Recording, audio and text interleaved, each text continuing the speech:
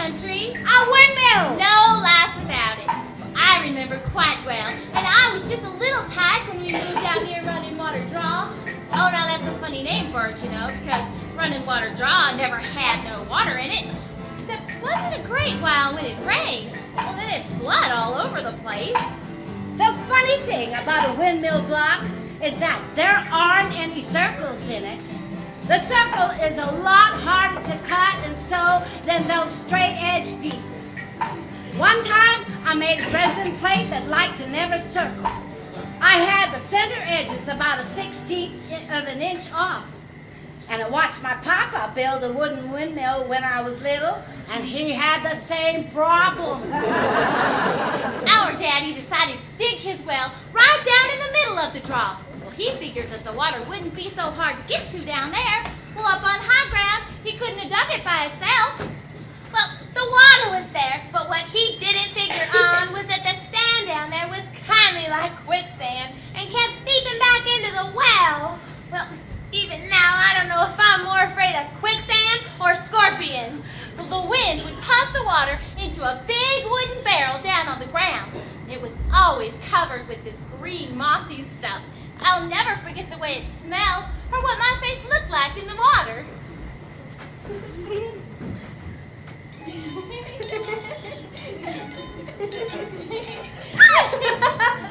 From the time I was about 10 years old, it was my job to hang the bucket on the spout. Like climb the tower when there wasn't no wind. I had to turn the wheel by hand. Wheel in the wheel in the wheel in the wheel, way in the middle of the air. Oh, how beautiful the windmill was when Daddy got it finished. Standing up against the sky in that water, you know, but it really just looks pretty all by itself. Tall with the top turning this way and that upward.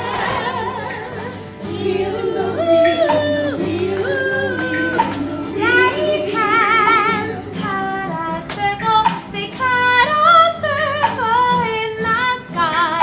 And Daddy's hands made a windmill, and up in the